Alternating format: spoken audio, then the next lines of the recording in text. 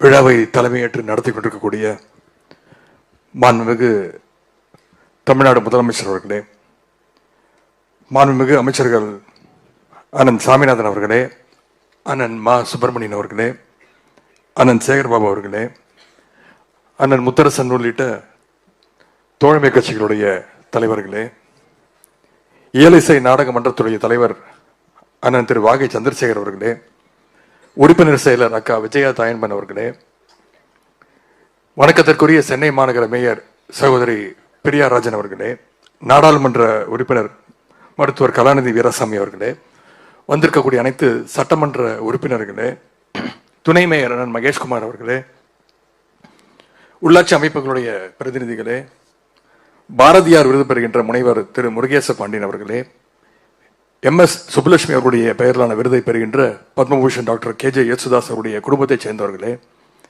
பால சரஸ்வதி விருது பெறுகின்ற பத்மஸ்ரீ முத்து கண்ணம்பால் அவர்களே, அரசினுடைய கூடுதல் தலைமைச் செயலாளர் திரு மணிவாசன் IAS அவர்களே, கலை மற்றும் பண்பாட்டுத்துறையினுடைய இயக்குனர் திருமதி கவிதா ராமு IAS உள்ளிட்ட வந்திருக்கக்கூடிய அனைத்து அரசு அதிகாரிகளே, திராவிட இயக்க எழுத்தாளர் அண்ணன் திருநாவுக்கரசு அவர்கள் உள்ளிட்ட பல்வேறு துறைகளிலிருந்து வந்திருக்கக்கூடிய கலைமாமணி விருது பெறுகின்ற கலைஞர்களே, திரையுலக நண்பர்களே, பெரியோர்களே, அவருடைய உற்றார் உறவினர்களே, கழகத்துடைய நிர்வாகிகளே, பத்திரிகை நண்பர்களே, அனைவருக்கும் என்னுடைய மாலை வணக்கத்தை நான் தெரிவித்துக் கொள்கின்றேன்.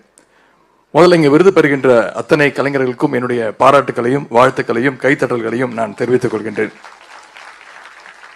திராவிட இயக்கத்தை பொறுத்த வரைக்கும் எப்பொழுதுமே கலைகளையும் கலைஞர்களையும் கொண்டாடுகின்ற ஒரு இயக்கம். தமிழ்நாட்டு மக்களிடையே அரசியல் விழிப்புணர்வையும் ஏற்படுத்த கலையையும் ஒரு கருவியாக பயன்படுத்தியவர்கள் தான் நம்முடைய திராவிட இயக்க தலைவர்கள், தமிழ்நாட்டு தலைவர்கள். பேரறிஞர் அண்ணா, முத்தமிழர் டாக்டர் கலைஞர் ஆகியோர் நாடகத்துறையிலும் திரைத்துறையிலும் முத்திரை பதித்தவர்கள் என்பது உங்கள் அனைவருக்கும் தெரியும். நம்முடைய மாண்புமிகு முதலமைச்சர் அவர்களும் திரைப்படங்களையும் நாடகங்களையும் நடித்திருக்கின்றவர் தான். இன்றைக்கு வரைக்கும் இசையையும் நாடகங்களையும் திரைப்படங்களையும் ரசிக்கக்கூடியவர் தான் நம்முடைய மாண்புமிகு முதலமைச்சர் அவர்கள். எனவேதான் தமிழ்நாடு இயலிசை நாடக மன்றம் நடத்துகின்ற அத்தனை நிகழ்ச்சிகளையும் அவருடைய செயல்பாடுகளையும் தொடர்ந்து அவர் ஊக்கப்படுத்தி வருகின்றார். இந்த தமிழ்நாடு இயலிசை நாடக மன்றத்திற்கும் கலைமாமணி விருதிற்கும் முத்தமிழ் கலைஞர் அவர்களுக்கும் இந்த அரங்கத்திற்கும் மிக நெருங்கிய ஒரு தொடர்பு உண்டு. இங்கே அண்ணன் வாகை சந்திரசேகர் அவர்கள் குறிப்பிட்டதை போல இந்த சங்கீத நாடக சங்கம் என்று இருந்த இந்த மன்றத்துடைய பெயரை தமிழ்நாடு இயல் இசை நாடக மன்றம் என்று மாற்றி அமைத்தவர் நம்முடைய முத்தமிழ் டாக்டர் கலைஞர் அவர்கள் தான். இந்த நிகழ்ச்சி நடந்து கொண்டிருக்கக்கூடிய இந்த அரங்கத்திற்கு கலைவாணர் அரங்கம் என்று பெயர் சூட்டியரும் டாக்டர் கலைஞர் அவர்கள் தான். அதேபோல் ஆரம்பத்தில் கலா சிகாமணி என்ற பெயரில் தான் இந்த விருதுகள் வழங்கப்பட்டன. அதை கலைஞர் அவர்கள் தான் பெயர் மாற்றம் செய்து கலை மாமணி விருது என்று அறிவித்தார். 1967 ஆண்டு 1967 கலைஞர் அவர்களே இந்த கலைமாமணி விருதுக்கு தேர்வு செய்யப்பட்டார்.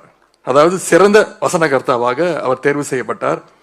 அப்பொழுது அவர் அமைச்சர், முதலமைச்சராக இருந்தவர் பேரறிஞர் அண்ணா அவர்கள். கலைஞர் அவர்கள் பொதுப்பணித்துறை அமைச்சராக இருந்தார். இந்த அரங்கத்தில் கலைஞருடைய பெயர் சொல்லப்பட்டதும் அவர் எழுந்து விருது வாங்குவதற்காக மேடை நோக்கி வந்தார். அப்பொழுது முதலமைச்சராக இருந்தவர் பேரறிஞர் அண்ணா அவர்கள் அந்த விருதை கலைஞர்கிட்ட கொடுக்காம அந்த விருதை அவருடைய கழுத்துல அவரே போட்டுக்கிட்டார், அந்த மெடலை. பிறகுதான் அந்த மெடலை கலைஞருடைய கழுத்துல அவர் அணிவித்தார். கலைமாமணி விருது பெறுவதால் கலைஞர் அவர்களுக்கு கிடைத்த பெருமையை தனக்கு கிடைத்த பெருமையாக கொண்டாடினார் பேரறிஞர் அண்ணா அவர்கள். எழுத்தாளர், நாடக ஆசிரியர், வசனகர்த்தா, பாடலாசிரியர், அரசியல் தலைவர், முதலமைச்சர் என்று கலைஞர் அவர்களுக்கு எத்தனையோ பரிணாமங்கள் இருந்தாலும் கடைசி வரைக்கும் அவருடைய அடையாளமாக கலைஞர் என்ற பெயர் தான் இன்று வரைக்கும் நிலைத்து நீடித்திருக்கின்றது. இங்கே விருதுகளை பெறவிருக்கின்ற கலைஞர்களுக்கு ஒன்றை சொல்லிக்கொள்ள நான் விரும்புகின்றேன். கலைமாமணி விருதை வாங்குவதால் உங்களுக்கு பெருமை என்று சொல்வதை விட உங்களை போன்ற சிறந்த கலைஞர்களை கொண்டிருப்பதால் நம்முடைய தமிழ்நாட்டிற்கு அது பெருமை என்பதை இங்கே நான் குறிப்பிட்டுக் கொள்ள விரும்புகின்றேன். 2009 ஆண்டு இதே கலைவாணர் அரங்கத்தில் நடந்த நிகழ்ச்சியில கலைமாமணி விருதுகளை வழங்கிவிட்டு பேசும்பொழுது டாக்டர் கலைஞர் அவர்கள் பேசியிருக்கிறார் இதே மேடையில். நீங்கள் தேசிய விருதுகளை வாங்கலாம், சர்வதேச விருது பெறலாம், ஆனால் எந்த விருதாக இருந்தாலும் ஒரு தாயினுடைய முத்தத்திற்கு அது ஈடாகாது. இந்த கலைமாமணி விருது என்பது அந்த தாயின் முத்தத்திற்கு ஈடானது என்று கலைஞர் அவர்கள் சொல்லியிருக்கின்றார். தாயின் முத்தத்திற்கு நிகரான அந்த கலைமாமணி விருதை தான் இன்றைக்கு முதலமைச்சர் அவர்கள் உங்களுக்கு தர இருக்கின்றார்கள். நம்முடைய அரசு அமைந்த பிறகு நலிந்த கலைஞர்களுக்கு வழங்கப்பட்டு வந்த மாதாந்திர உதவித்தொகையை 2000 ரூபாயிலிருந்து நம்முடைய முதலமைச்சர் அவர்கள் 3000 ரூபாயாக உயர்த்தி கொடுத்தார்கள். அது மட்டுமல்ல, இந்த மன்றத்திற்காக ஆண்டுதோறும் ஒதுக்கப்பட்டு வந்த நிதி 3 கோடி ரூபாயாக இருந்தது. நம்முடைய அரசு அமைந்த பிறகு அந்த 3 கோடி ரூபாயை வருடத்திற்கு 4 கோடி ரூபாயாக உயர்த்தி கொடுத்தார் முதலமைச்சர் அவர்கள்.